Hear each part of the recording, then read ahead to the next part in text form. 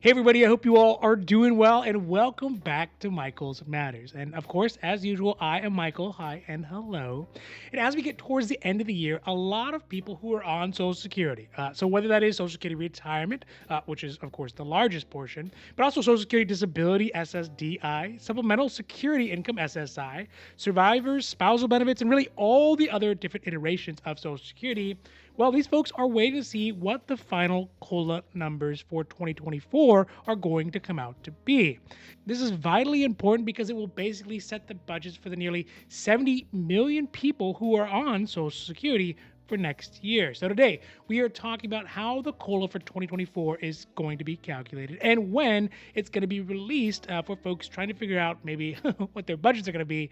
for the coming year. Now, this is Michael's Matters, and before we get to the video, if you like these videos, if you find them interesting, if you find them helpful, or hey, if you find them useful, please don't forget to like and subscribe because it does really help the channel to grow, which again, we are so thankful for, but also because you get updates when our newest and most informative videos become available. All right, now let's get down to the video. All right, so there are basically two main questions that folks on Social Security have for the COLA with regard to the COLA, which is how much will they get for the coming year and when will we know when that will be?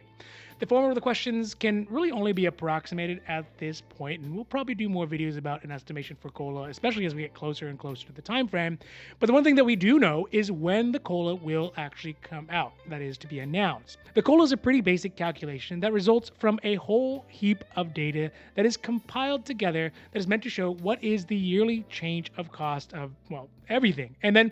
be applied to Social Security beneficiaries' benefits to either raise or have no increase to adjust to the yearly inflation environment. It will, of course, never go down in actual dollars, so you'll never have less dollars coming in, but on rare occasions, it is possible for the COLA to be a $0 increase, which would mean really the ability for older Americans to buy stuff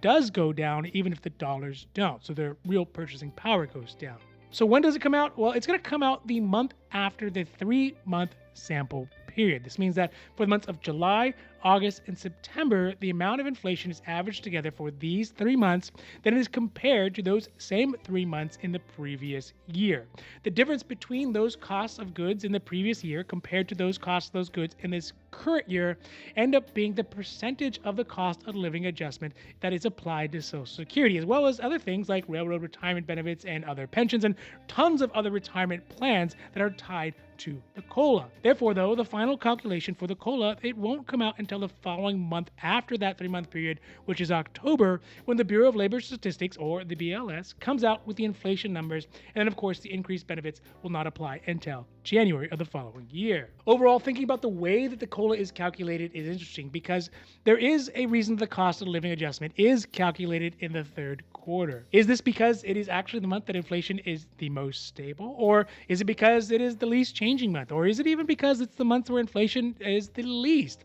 Now, of course, this was not the case last year because of a confluence of events like the war in Ukraine and supply and demand issues and the Putin price hikes. I think even backups in the ports and the gas prices and all kinds of other stuff like that that happened in that months of July, August, September in 2022 made for a massive 8.7% increase in Social Security benefits in the COLA for this year, for 2023. But it is not common, and this year it is going to be substantially lower as a result of inflation really starting to wane down. While of course this is good news for the nation having lower inflation overall, it is not equally good for folks on Social Security, primarily because the way that Social Security benefits are calculated is based off an inflation metric that really has rates that are not the same as overall general inflation, which oftentimes means that a COLA is smaller than it would need to be in order to keep up with the general inflation metric, and then drops faster than the general inflation metric as well when inflation is going down. So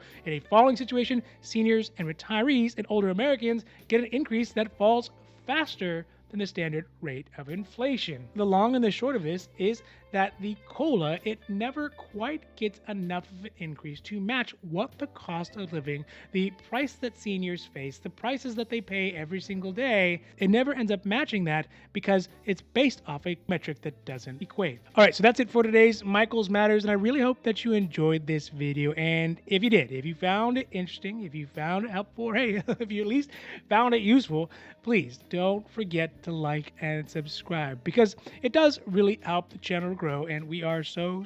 thankful for that. But also because you get updates when our newest and most informative videos become available. So for Michael's Matters, I'm Michael, hoping that you take care of yourselves, take care of others, and have a happy, healthy